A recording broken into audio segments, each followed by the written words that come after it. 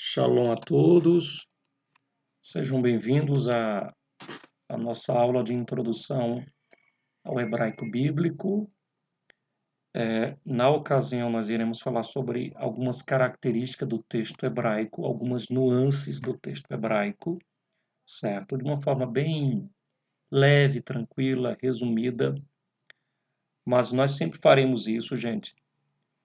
Haverá uma necessidade de a gente preparar algum material virtual, digital, para colocar na plataforma, para poder aprofundar-se, né? Nós temos apenas 6 meses, a começar do próximo sábado, 6 meses, que não são 6 meses, né, em dias, nós temos dentro desses 6 meses alguns sábados, para tentar trazê-los para essa realidade do idioma original da Bíblia.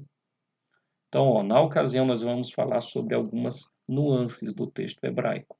Claro que eu já vou tratar alguns conceitos que nós abordaremos no nosso curso, já para vocês familiarizar-se com o assunto, né, e já fazer as suas anotações, enfim, e já começar a trabalhar, já começar a estudar a língua. Então, eu coloquei aqui algumas razões que justificam o estudo da língua original. Veja só, a primeira razão diz o seguinte: ter acesso à língua original sem as adaptações necessárias em uma tradução é fundamental para entendermos a mensagem original. Me faz lembrar essa primeira justificativa, e quando eu a fiz, eu me lembrei de uma orientação de um professor de literatura estrangeira que eu tive. Nós estávamos estudando os textos de Shakespeare, dramaturgo inglês, né, britânico, muito famoso, e os seus textos estão aí em circulação no mundo acadêmico, em livros.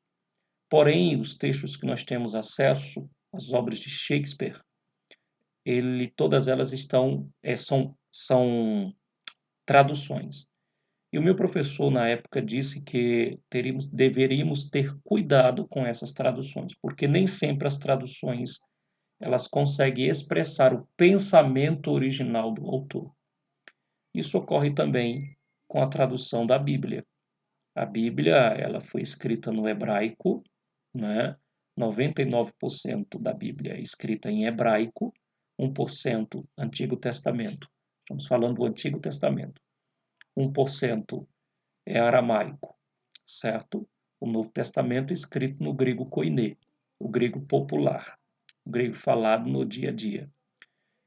E é claro que na tradução vai sofrer essas adaptações que são necessárias e muitas das vezes a tradução não consegue expressar de forma mais clara certas expressões originais que estavam naquele momento dado pelo Espírito Santo na cabeça do autor, ok? Essa é a primeira razão. Então, ter acesso à língua original é fundamental. A segunda razão diz o seguinte: as nuances, as características, sejam elas semânticas, semântica trabalha com sentido, sejam elas linguísticas e gramaticais de uma língua, nem sempre essas nuances são possíveis de serem vistas na tradução. Por exemplo, eu vou dar aqui um exemplo para vocês, prático e claro. Em Gênesis, capítulo 12, verso 1 diz assim: Ora, o Senhor disse a Abrão, sai da tua terra, da tua parentela, da casa do teu pai, para a terra que eu te mostrarei. Eu estou aqui com uma tradução de João Ferreira de Almeida, revista e corrigida. Então veja só, eu vou ler o mesmo texto em hebraico. Gente, eu tenho aqui uma versão interlinear que eu recomendo, lançada pela Sociedade Bíblica do Brasil. Nós sabemos que o Tanar, o Antigo Testamento, é dividido em 3 partes, né? Primeiro, a lei, a Torá. Segundo, os profetas, os Navim. E por último, o Retuvim, mais lido comumente, vulgarmente por Ketuvim, mas é Retuvim. Tem um raf aí. Os escritos. Esse é o primeiro volume. Aqui eu tenho o Pentateuco. Então eu vou ler aqui nessa versão interlinear no livro de Sefer. Sefer é livro. Sefer Bereshit, o livro do início, o livro do começo. O mesmo texto, e vocês perceberão que existe aqui uma característica, uma nuance, uma particularidade, que a tradução não conseguiu expressar. Veja. Vaiomer Adonai el Avram, Ler Lecha. Ler Lecha. Só a primeira parte. Vaiomer Adonai el Avram, Ler Lecha. Gente, percebam, essa expressão Ler Lecha não foi traduzida para o português. A tradução literal dessa expressão Ler Lecha é vai para ti. Ou vai para ti, ou vai por ti. Quando a gente vai analisar esse texto, e a gente tem acesso ao que a língua original diz, nós podemos tirar algumas conclusões extraordinárias a partir da leitura do texto original. Aliás, da língua original. O texto original não. Então veja, Lech Lecha, Abraão, sai para ti, sai por ti. Ou seja, não sai pelo pai, não sai pela mãe, não sai pelos amigos, a decisão é tua, a responsabilidade é tua. Você não pode sair para um projeto de Deus baseado no conceito, na opção ou no conselho do outro. Você precisa sair por ti mesmo. Em outras palavras, você precisa ter a sua própria experiência com Deus. Ok?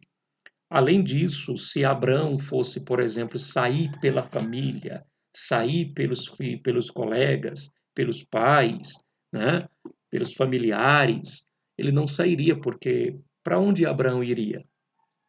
Nós sabemos pelo contexto para a terra prometida de Canaã, mas ele não sabia quando recebeu esse chamado. Deus apenas disse: sai para ti para uma terra, né, que ainda vou te mostrar. Percebam, gente, que ele jamais sairia se fosse pelo conselho dos familiares. Os familiares, até porque Ur dos Caldeus era, sem dúvida alguma, uma cidade muito além do seu tempo. Uma cidade muito cosmopolita, muito evoluída na cultura.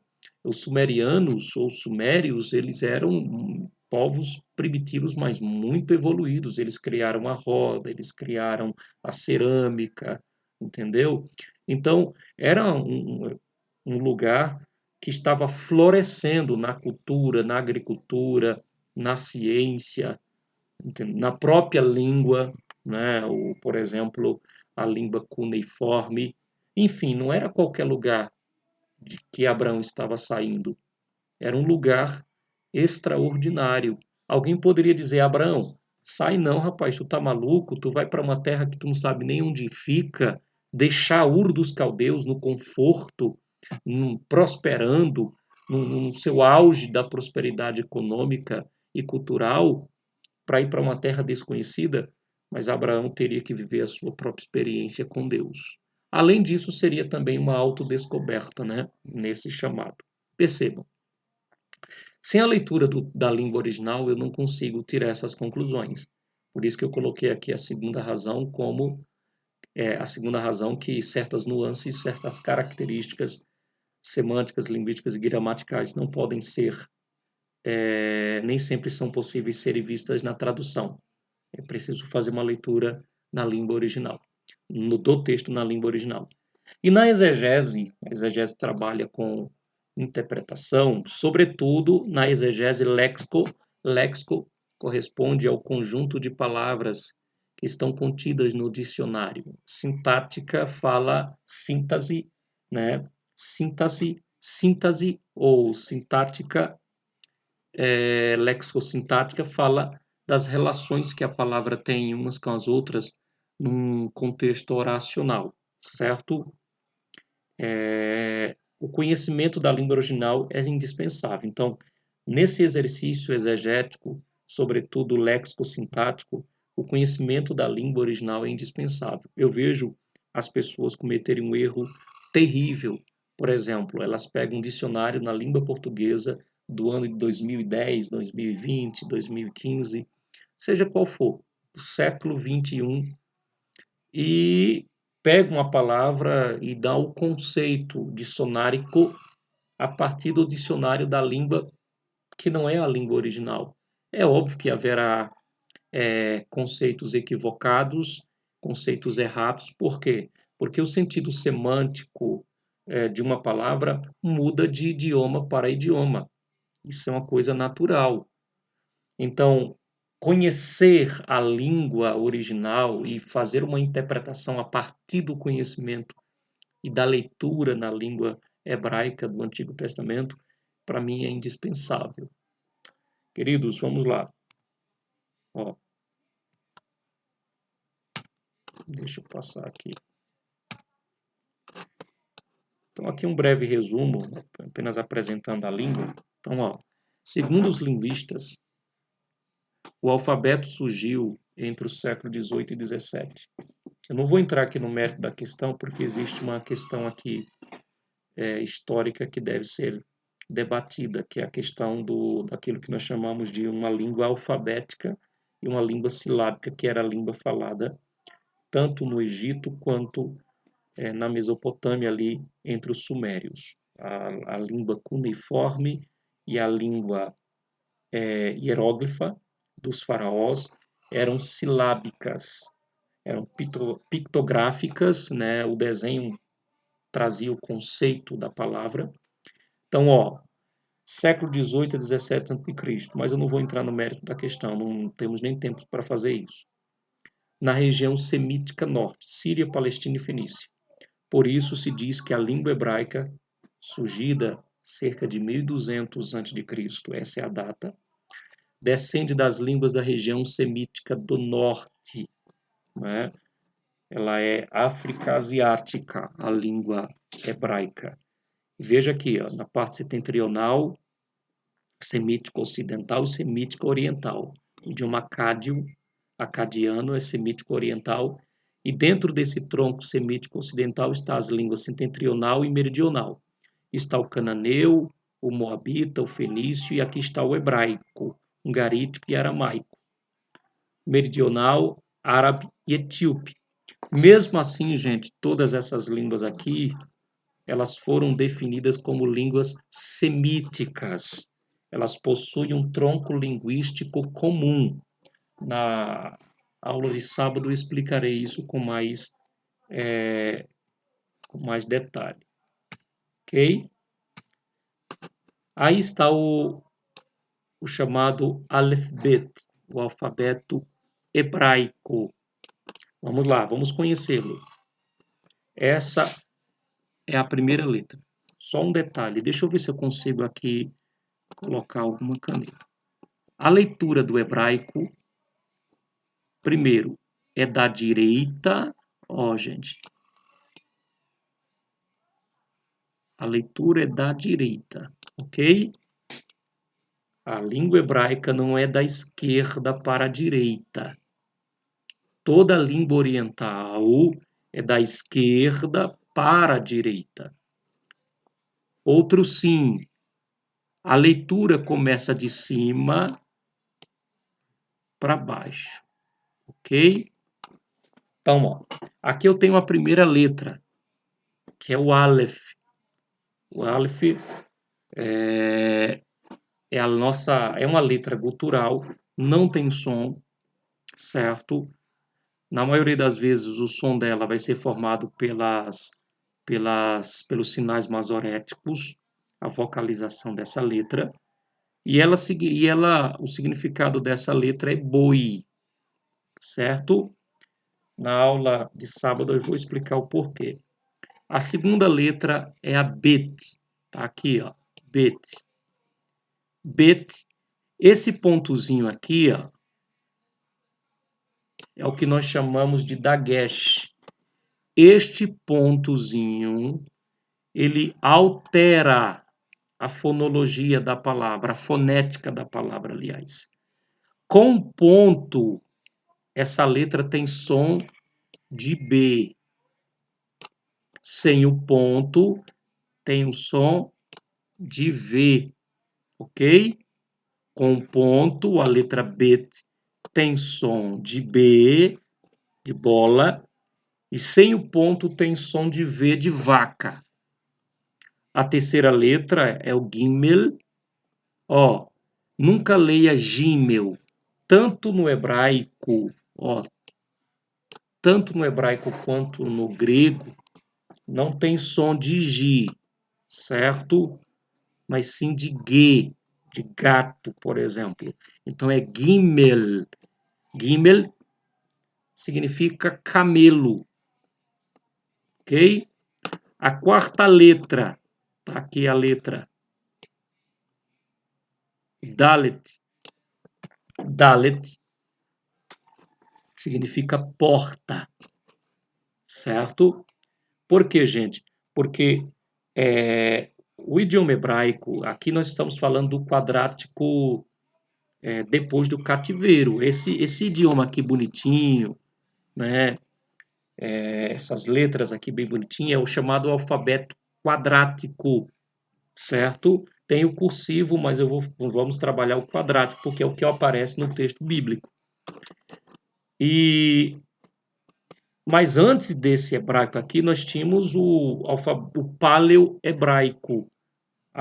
O paleo-hebraico é o hebraico mais arcaico, o hebraico mais antigo. Além da língua proto-sinaítica, que provavelmente foi a língua que Moisés usou para escrever a Torá. Proto-sinática, que é uma língua alfabética. Mas antes, essas línguas elas eram representadas por imagens, por figuras. Por isso que cada letra tem um significado, certo? Então, Dalet significa porta. Então, o desenho trazia o conceito da palavra. Isso é chamado de pictografia, certo? A próxima letra é a letra Re. Tá aqui, ó. Letra Re. Tem um som de rei, do nosso rei, RR, rei, que significa furo. A sexta letra é o Vav. Tem som de V, Vav. Veja que nós temos duas letras com som de V no hebraico. Nós temos o Vav e nós temos o Vet. Lembram-se? Sem o pontinho, sem o dagesh.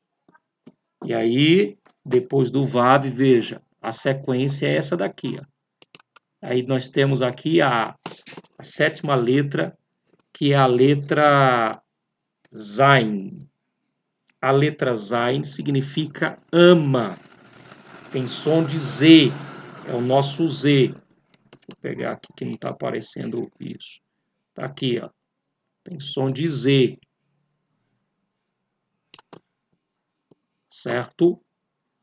Essa letra aqui é uma gutural, que é uma gutural, uma letra que, para a pronúncia dela, tem que ser forte, é pronunciada dentro da garganta mesmo, lá no fundo da garganta é ret, ret. Essa expressão ret, essa é a pronúncia correta, ret, ok? Perceba que nós temos uma letra muito parecida, ó, re, mas veja que, para vocês não confundirem, na letra Re, nós temos um espaçozinho aqui, ó.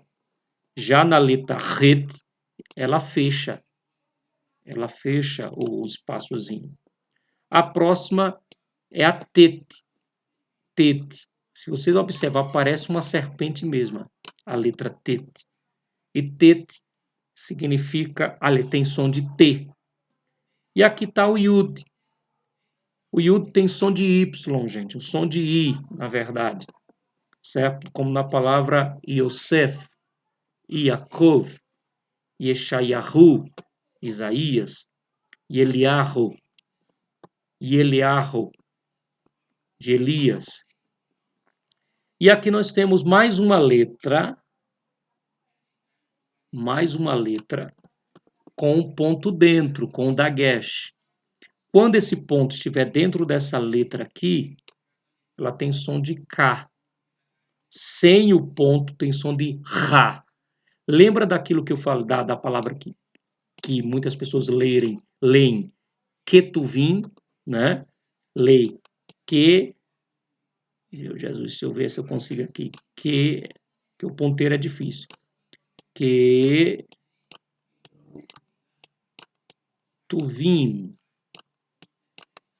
As pessoas lerem Ketuvim. Porém, gente, a letra que aparece lá no original é essa daqui, porém sem o ponto. Então eu tenho Retuvim. Sem o ponto é Re. Parece muito a pronúncia com Ret. A próxima letra é a letra... Sim, queridos. Deixa eu dizer uma coisa para vocês. Agora me deu um pigarro aqui com a pronúncia do Ret e do Raf. Uma coisa que eu esqueci de dizer, essa numeração aqui, 1, 2, 3, 4, 5, 6, 7, 8, 9, 10, 20, são numerações, porque cada palavra, cada letra tem uma numeração, principalmente no estudo cabalístico, na gemátria judaica, ok? São 22 letras, o alfabeto hebraico é formado por 22 letras. Então, ó, eu tenho aqui, a próxima letra é a Lamed. O Lamed tem som de L. Aqui, ó, som de L. Certo? Som de L. A próxima é o Mem. O Mem tem o som de M, o nosso Me. Certo? A próxima é o Nun. Nun. Nun. É o nosso N. Nós temos aqui a próxima letra, que é o Samer. Samer. Tá vendo o CH aqui? Nós vamos trabalhar a transliteração. Esse CH aqui, ó, é essa letra aqui, sem o ponto. Por isso que a pronúncia é Samer. Nós temos outra letra gutural, letras guturais. Essa letra não tem som, gente. Ain. Ain. Certo? Na formação silábica, essa letra não aparecerá a pronúncia dela, mas apenas a pronúncia do sinal masorético, ou seja, da vogal. E eu tenho a letra P. Ó, percebam que eu estou tendo dificuldade aqui para marcar. Mas essa próxima letra aqui, novamente aparece nela o dagesh. Nós vemos aqui, ó, que existe três letras. Nós temos o bet, nós temos o kaf e agora nós temos o pei. O pei, o p.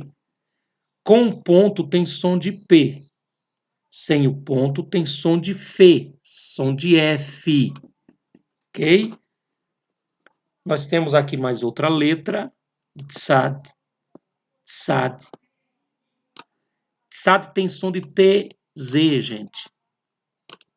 Ou de ts. Essa expressão tsi, tsi, tsad. Por exemplo, na palavra tzadik. Tzadik. Tzadik é justiça, justo. Jeová, por exemplo, com a expressão Jeová Yehová Tzadik, o Senhor que é justo. E nós temos aqui a letra Kof. Tá aqui, ó. Kof significa nuca.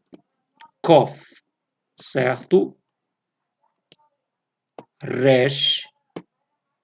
Esse Kof, gente, tem som de quê? Resh ou Resh tem som de R, certo?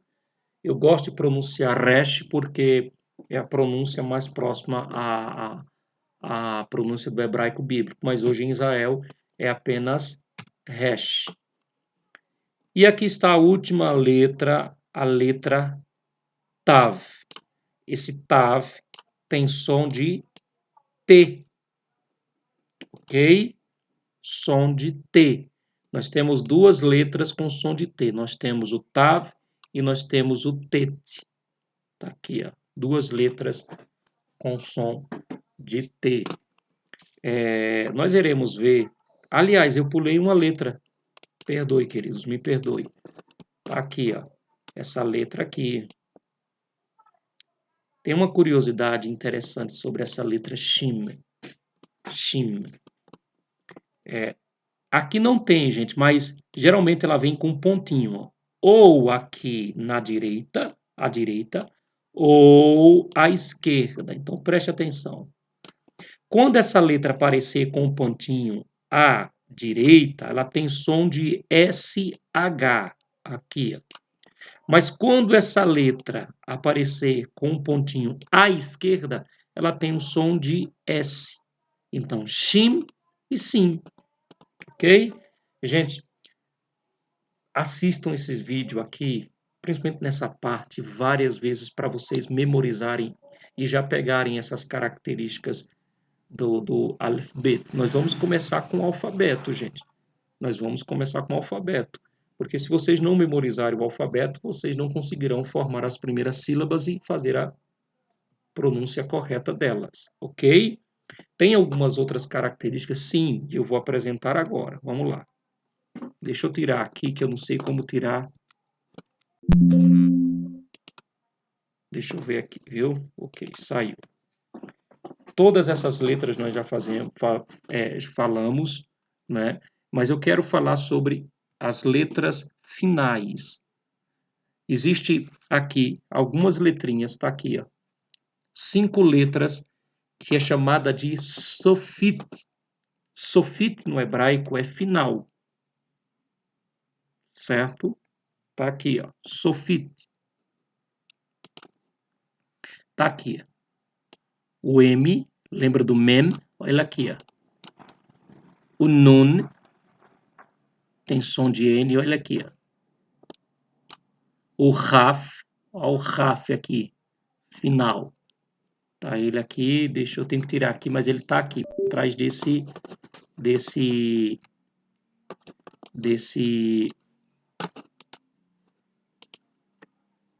quadro. Está aqui o P, certo? Olha aqui, ó. O P, ou Fê também no final, Fê Sofit, o P Sofit, e o Tsad, Tzadik, Sad, na verdade. Tá aqui, ó. O que significa isso? Quando uma palavra, quando essa letra, todas essas 5 letras aqui, elas aparecem no final, ela tem que ser escrita dessa forma aqui, certo? Por exemplo, na palavra Elohim, a palavra Elohim, ela termina com M. Aí eu vou transliterar essa palavra para os caracteres da língua portuguesa. Eu não vou colocar essa letra aqui, porque ela termina com M, termina com men, mas eu vou colocar assim. Por quê? Porque essas letras sofrem modificação na sua estrutura quando elas aparecem no final de cada palavra, ok? Vamos lá. Então, gente, ó, eu coloquei aqui, deixa eu ver quanto tá esse vídeo, para a gente não demorar muito, certo? Não se tornar cansativo. Pronto, meia hora. Eu vou gravar outro, porque aí vocês vão assistindo aos poucos. Dentro de meia hora, acredito que já está bom, de bom tamanho, para não ficar muito longo. Vou gravar um outro vídeo agora, mais meia hora, ou 20 minutos, ou 30 minutos, para a gente encerrar, para não ficar tão longo, viu? Daqui a pouco a gente